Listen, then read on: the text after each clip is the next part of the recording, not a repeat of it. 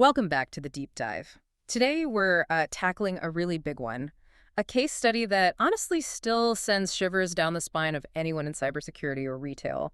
We're talking about the massive 2013 Target data breach. Oh, yeah. That one was foundational, really. Changed a lot of thinking. It really did. And it wasn't just, a small incident. This thing was catastrophic. It hit millions of customers right smack in the middle of the holiday shopping season. The timing couldn't have been worse for them. Exactly. We're looking at numbers that are just staggering, even today. Up to 110 million customer records compromised. And that breaks down, right? It was about 40 million credit and debit cards. Yeah, the card details. But then also personal info for, another 70 million people? Names, addresses, emails, phone numbers. All the stuff you really don't want out there. Yep. And the direct hit to Target's bottom line was, well, huge. Over $200 million. And that's just the figure we can easily count, the damage to their reputation. Probably immeasurable. Absolutely. Trust is hard to win back. So our mission today isn't just to rehash the story. We want to dissect how it happened. We'll use two really powerful tools for this. Right. The intrusion kill chain. Yep. Looking at it from attacker's playbook. And then, critically, we'll dig into the legal and governance side with due diligence and due care. Because this wasn't just an IT slip-up. It went much higher up the chain. That's the core of it. And here's the kicker, the thing that always gets me about this case. Target systems, the point-of-sale systems, were actually certified PCI DSS compliant. Just months before the breach, yeah. September 2013, they got the thumbs up. So how does that happen? How does a giant, supposedly compliant retailer get completely eviscerated like this? They must have missed signal after signal. Multiple opportunities, yes. Okay, let's unpack this. Let's figure out where those governance gaps really were. Yeah, and that PCI compliance point is maybe the biggest lesson here. It really drives home that security isn't just a checkbox you tick once a year. It's not an audit you pass and forget. Exactly. It's got to be continuous. It's operational. It's a journey, like people say. And the kill chain and this DDEC distinction, they really help us see where the process broke down between the policy on paper and what was actually happening day to day. So tell us a bit more about the kill chain first. How does that help frame this? Well, the intrusion kill chain, it came out of Lockheed Martin, and it's brilliant because it flips your perspective. You look at the attack like the adversary does. Oh, It maps out 7 distinct stages they must go through to succeed. Reconnaissance, weaponization, delivery, exploitation, installation, command and control, and finally, actions on objective. The actual goal, like stealing data. 7 steps they have to get right. Every single one. But the defense, we just need to break the chain at one point, stop any one of those steps, and the whole attack fails. And the argument here is Target missed multiple chances to break that chain. Oh, absolutely. They had several clear shots. So for you listening, this isn't just, ancient history. It's a blueprint. It shows where any organization, even your own setup at home maybe, can fail. And often it's not about super sophisticated tech attacks, right? Often it's the basics. It's about lapses in planning, which is due diligence, and failures in upkeep, the maintenance, which is due care. We'll see how that gap creates massive risk. Okay, let's dive into the specifics of the breach itself. The scale was just immense. You mentioned 40 million cards. That was the core financial data stolen, right? Between late November and mid-December 2013. Yep, the primary account numbers, the PANs, that's the gold standard for card fraudsters. And then, like you said, the personal data on up to 70 million more people, names, addresses, contact info, made it one of the biggest retail breaches ever recorded. And then the how is fascinating, too, because it wasn't some, crazy zero-day exploit nobody had ever seen before. No, not at all. They used something called RAM scraping malware. It was a specific version, slightly tweaked, of a pretty common tool found on the black market called Black POS. Okay, hold on. I remember reading this. This piece of malware, the weapon that brought Target to its knees, it was reportedly for sale on cybercrime forums for, something like $1,800 to $2,300? That's the reported figure. Unbelievably cheap, right? It's insane. It just blows away any notion that Target was up against some nation-state actor with unlimited resources and custom tools. It really does. And RAM scraping works because it hits a weak spot in how older point-of-sale, or POS, systems handle data.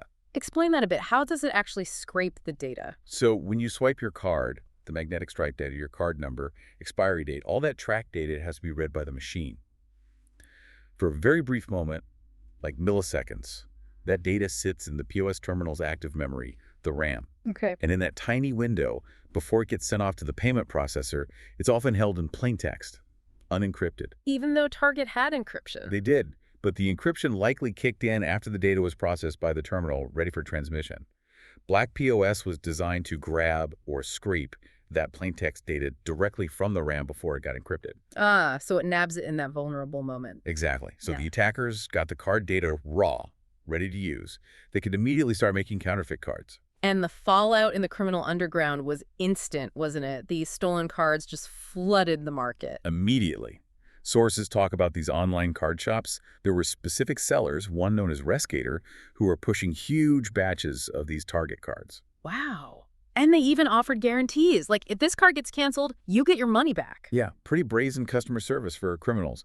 It shows how confident they were in the quality and volume of the data they'd stolen. So fraudsters could take this track data, maybe combine it with stolen PIN data if they got that too, and just start minting fake cards. Go on shopping sprees, hit ATMs. Globally, it was a massive, immediate problem for the banks and, of course, for the customers whose accounts were compromised. Yeah, the timeline is critical here. You mentioned missed opportunities.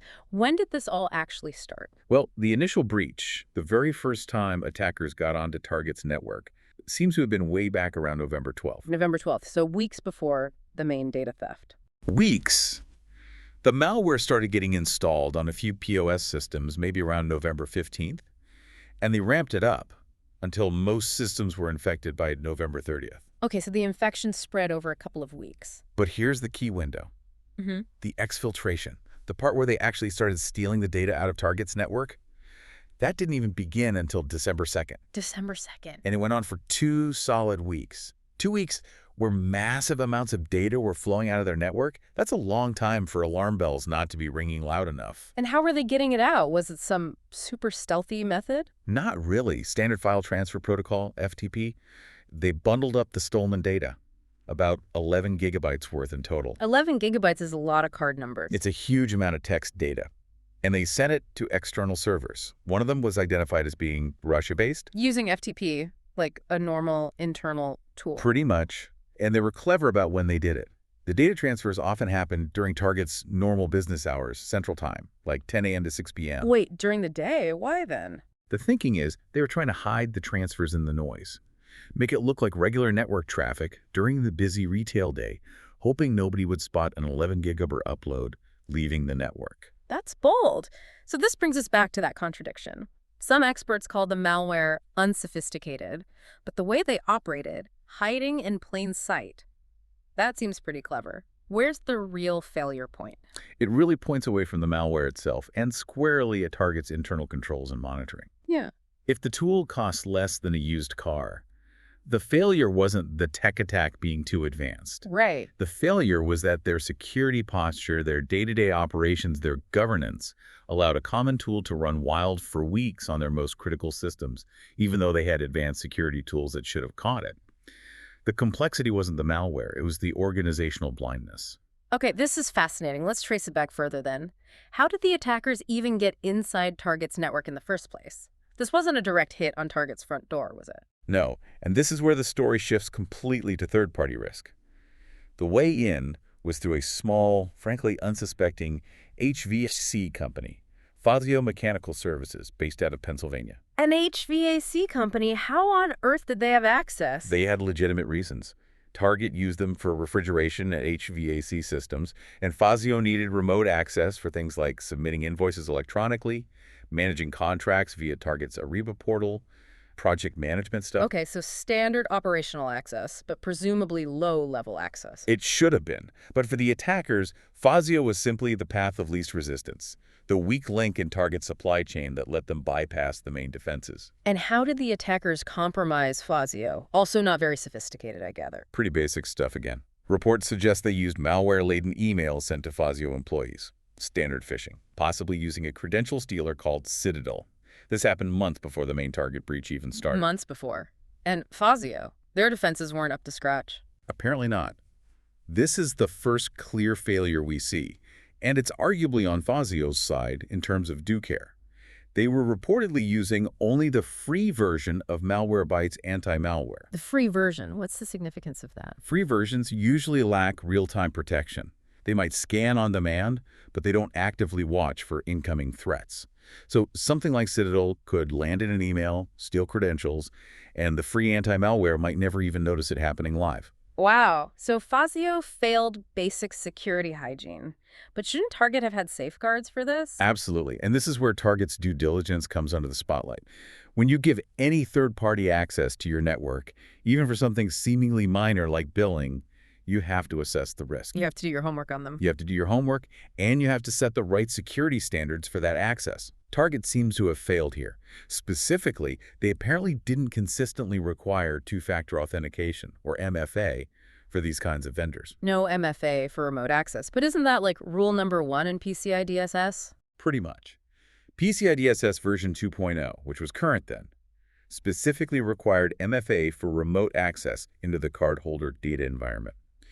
Target's failure to enforce this, even for a low-level vendor, was a massive governance gap. It's a failure of risk-based access control. So let me get this straight. If Target had just insisted on MFA for Fazio's login, The stolen password would have been useless. the whole breach potentially stops right there before they even got inside Target's actual network. It's highly likely, yes. You would have broken the delivery stage of the kill chain.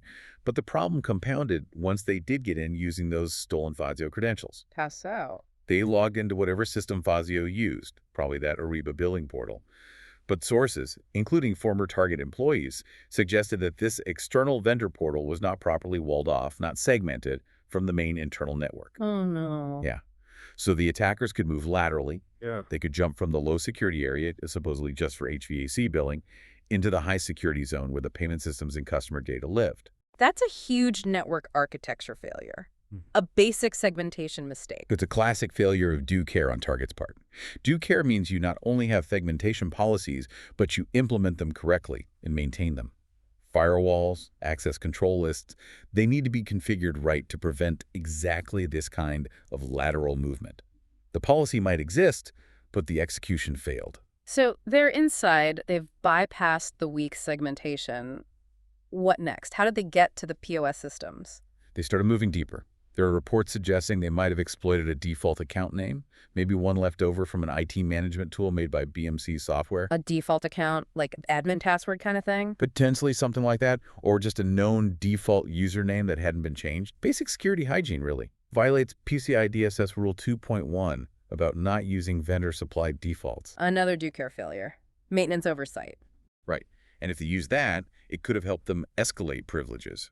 Then, quite cleverly, they apparently disguised their data-stealing malware to look like a legitimate piece of software, maybe even naming it similarly to that BMC tool. Smart. So it wouldn't look suspicious in system logs. Exactly. Helps it fly under the radar. Mm. So you see the chain, steal credentials via phishing from a weak vendor, use those credentials because MFA is missing, jump internally because segmentation is poor, elevate privileges using default settings, and then deploy disguised malware. It's a cascade of failures. Okay, we've got the entry path mapped out. Now let's apply that formal intrusion kill chain model you mentioned. Step by step, where did Target have a chance to stop this? Right, let's walk through the 7 stages. It really highlights the multiple points of failure, touching both the strategic planning, the DD, and the day-to-day execution, the DC, ##AA. Reconnaissance, gaining knowledge. So first, reconnaissance, the attackers figuring out Target's setup. How did they do that? Probably spent months just looking around. Simple stuff first, like public internet searches. Maybe Target had a supplier portal that listed vendors, analyzing publicly available information, metadata, anything to map out Target's network and identify potential weak spots, like Fazio. So Target's opportunity here was, what, hiding vendor lists better? It's partly, yes, Yeah. limiting public info. Yeah. But more strategically, this is a due diligence failure. They should have been doing proactive threat intelligence sharing with their suppliers and conducting much more rigorous security vetting before giving vendors like Fazio any access. Understanding their external attack surface, that's DD, the upfront strategic work, #3D, weaponization, preparing the payload, And C, delivery. sending the weapon. Okay, next steps. Weaponization and delivery. This is packing the malware like Citadel into that phishing email and sending it to Fazio. Exactly. Weaponization is building the tool, delivery is getting it to the target in this case, Fazio's inbox. And we already know Fazio dropped the ball here with their weak anti-malware. That's a due care failure on Fazio's side. Definitely. No real-time protection, likely poor staff training on phishing. basic stuff. But Target had a chance to block the delivery to their own network, right? Absolutely critical point. This is Target's due diligence, due care failure. If they had mandated and enforced two-factor authentication for Fazio's remote access, that stolen password becomes useless. Delivery attempt fails. It's a failure to set the right standard. Right. And a failure to check it was being followed, DC. Precisely. So the first three stages, recon, weaponize, deliver, all had potential stops at the policy and basic controls level, long before any malware hit Target's core systems. Hashtag, tag, de-exploitation, malware deployed, and E-installation, establishing foothold. Okay, so the attackers are in. Now, exploitation and installation. This is where they use those internal weaknesses, maybe that BMC default account, and actually planted the RAM scraper, black POS, on the tills, and the separate data stealing malware on other servers. Right. Exploitation is gaining access via vulnerability. Installation is making that access persistent, setting up shop inside the network. Were there missed opportunities here, too? Yes, several. First, due diligence failure, even before the attack landed. Visa had actually put out warnings in April and August 2013 Warnings about what specifically? about RAM scraping malware targeting retailers. Target had access to this specific, timely industry threat intelligence.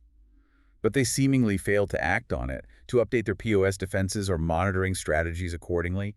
That's a failure to incorporate known threats into their planning. Classic DD failure. Okay, so they had forewarning, and then came the operational meltdown during the actual installation. This is probably the most shocking part, a massive due care failure.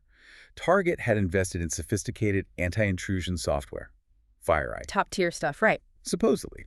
And FireEye did its job. It triggered urgent alerts when the attackers installed the exfiltration malware. It saw it happen on November 30th, again on December 2nd, again on December 3rd. The alerts were apparently labeled something generic like malware.binary, but they were flagged as high priority. And Target security team just missed them, Right. or ignored them. The reports indicate they were notified, but they took no action. Crucially, they also apparently had configured FireEye not to automatically block or delete the detected malware. They relied on human intervention, and the humans didn't intervene. But hang on. Big companies get thousands of alerts. Could it just have been alert fatigue? Drowning in noise? It's always a factor, but the evidence suggests these weren't just routine alerts. They were flagged as urgent. And it wasn't just FireEye. Target's own Symantec antivirus also reportedly flagged suspicious activity around November 28th, pointing to the same server involved in the malware deployment. So multiple systems were raising red flags about the same activity. Correlated urgent warnings from different tools. The failure wasn't the technology, it was the human process, the follow-through. The security team didn't connect the dots or escalate appropriately. That's a catastrophic breakdown in the operational due care needed for monitoring. So they had the policy framework from DD, they bought the fancy tools as part of DD, but the day-to-day job, the DC, just collapsed. And this also loops back to maybe not cleaning up default accounts, like that BMC possibility. Exactly. Failing to harden systems by removing defaults is another basic maintenance task, another DC failure, and a direct violation of PCI DSS requirements. Hashtag CISSP command and control, C2 and G. Actions on objective, data theft. Okay, last stages. Command and control, C2, the attackers staying connected, and actions on objective, the actual data theft. The C2 is how the attackers maintain their link, sending commands in, getting data out, and actions on objective here was simple. Steal 11 gigabytes of payment card and personal data. Did Target have any chance left at this point? Believe it or not, yes. Another due care failure. Remember those FireEye alerts? Reports suggest FireEye didn't just detect the malware, it also detected the data exfiltration activity itself. It saw the data leaving. And apparently FireEye had even decoded the destination IP addresses of the servers that data was being sent to, including that server in Russia. They knew where the data was going. Why didn't they just block the connection? That's the question, isn't it? Yeah. Again, failure of operational due care.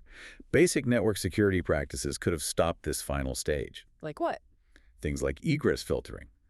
Setting up rules to block outgoing traffic to suspicious destinations or entire countries you don't do business with. Or application whitelisting, only allowing connections to approved, known external servers. Blocking random outbound FTP connections, especially an 11GB one, to an unknown server in Russia. That should have triggered immediate blocking or investigation in any reasonably managed security operations center. It seems so obvious in hindsight. It does.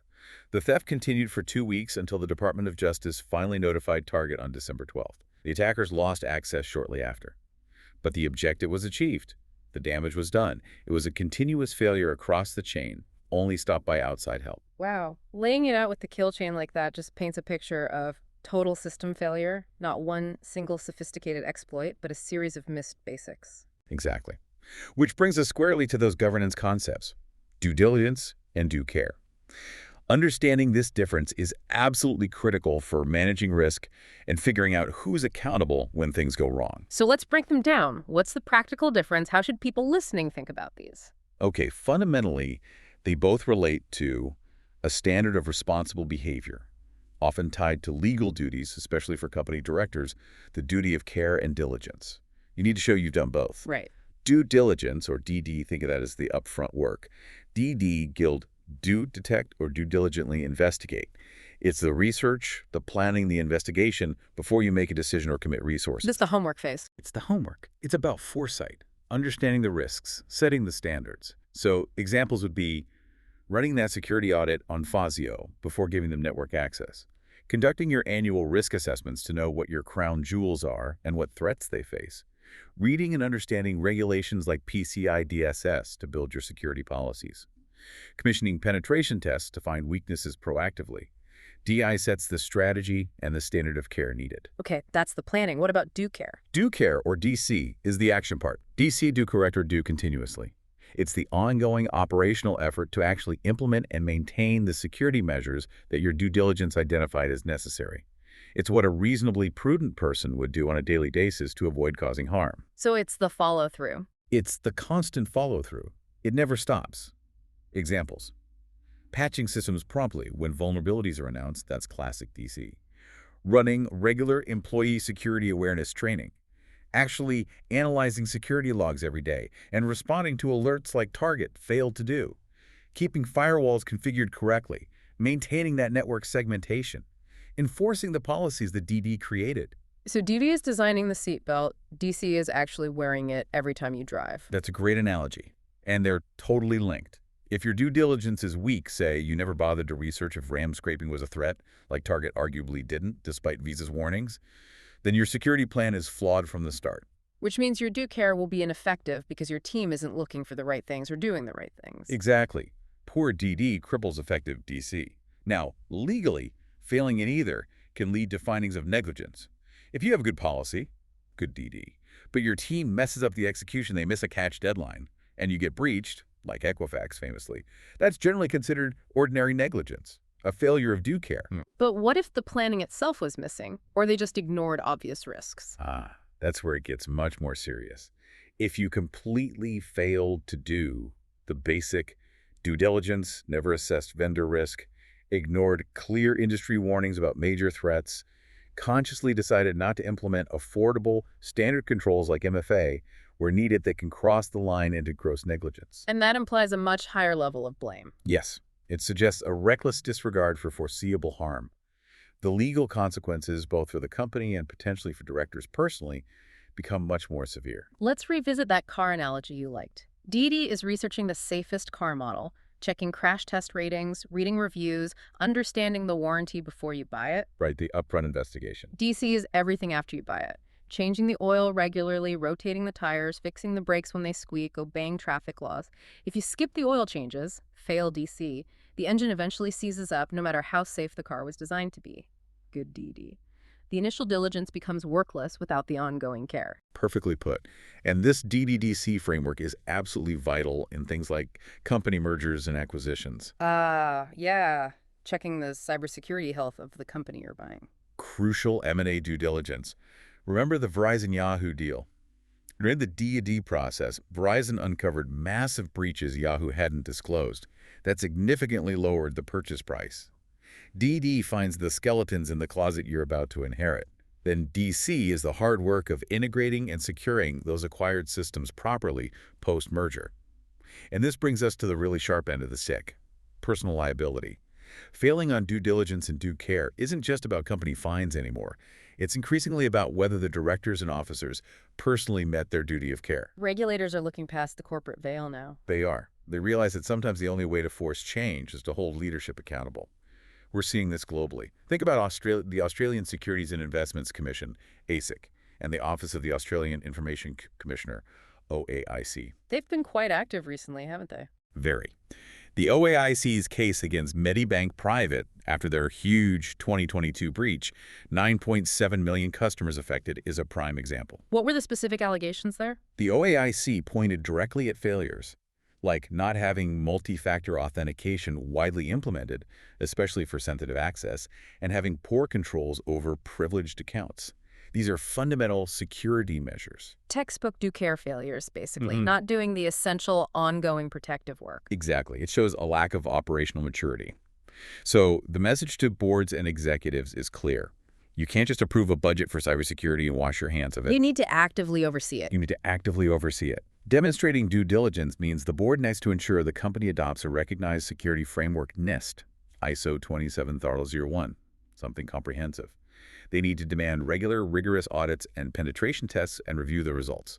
That's the strategic oversight. And do care from the board's perspective. That means ensuring the security teams are adequately resourced, that training is happening, and critically, that there are processes for continuous monitoring and effective incident response, and that these processes are actually followed. They need to ask tough questions about operational readiness. So if the worst happens, the defense rests heavily on documentation, proving you did both DD and DC. Absolutely. Your best defense against a negligence claim is a paper trail. Due diligence is shown by your policies, risk assessments, meeting minutes where cyber risk was discussed. Due care is shown by operational logs, patch deployment records, alert investigation tickets showing follow-up, training records, reports from monitoring tools. You have to prove you acted like that reasonably prudent person would have under the circumstances. That's the legal standard. You need the evidence to back it up. Okay, let's bring it all home by looking at Target one last time through this DDDC lens. It crystallizes everything. They passed their PCI DSS audit in September 2013. Tick box for due diligence, right? They technically met the standard on paper at that moment. Yep, a significant DD milestone. They defined the framework. But it became utterly meaningless almost immediately because the operational due care just disintegrated. Let's map those key failures again. Okay. The initial vetting of Fazio Mechanical, not demanding MFA. That's weak due diligence. They didn't set the right security bar for vendor access based on risk. Right, failed the homework. Then, the network segmentation failure. Letting that HVAC portal connect to the payment card environment, that's a massive due care failure. A breakdown in implementing and maintaining basic architectural controls. Failed the ongoing maintenance. And the absolute killer, ignoring multiple urgent alerts from FireEye and Symantec about the malware installation and the data exfiltration for weeks. That is a profound, almost unbelievable failure of operational due care. The security team wasn't doing its core job of monitoring and responding. It just hammers home the point. Compliance is not security. An audit is a snapshot. Security is a continuous process. Exactly. Target proves you can have the best DD policies, the most expensive DC tools, but if the day-to-day vigilance, the human element of due care, fails, the whole system collapses. And the standard of care isn't static. It has to evolve as the threats do. #tag outro. So as we wrap up this deep dive, the core message is hopefully clear. Due diligence. That's your strategic foundation, your risk assessment, your policy setting. It's the thinking part. The planning. The planning. Due care. That's the doing part. The constant everyday actions, patching, monitoring, training, responding that actually protect you based on that plan. You absolutely need both, working together all the time. Document everything. Yeah. Because the threat actors, well, they don't take days off. Yeah, hackers don't sleep, as the saying goes. The key takeaway from Target, and really any major breach, is that true security comes from integrating that continuous operational vigilance, the due care, with smart, proactive planning, the due diligence, and making sure accountability flows all the way up from the tech team right to the board. The technical details are often just symptoms of deeper governance issues. Absolutely. So, our final thought for you listening today. Target's huge breach started with a seemingly minor vulnerability, a small vendor with weak security. But that weakness only became fatal because Target themselves failed. They failed to ask the right questions beforehand, DD, and failed to implement and maintain basic controls, DC, like segmentation and MFA. So the question for you is, what's the Fazio Mechanical in your own world? What's that potential weak link, maybe a vendor, a legacy system, an untested remote access point, even just a policy that isn't enforced? Have you done the real due diligence on it? And are you performing the continuous due care? Or are you perhaps just relying on hope?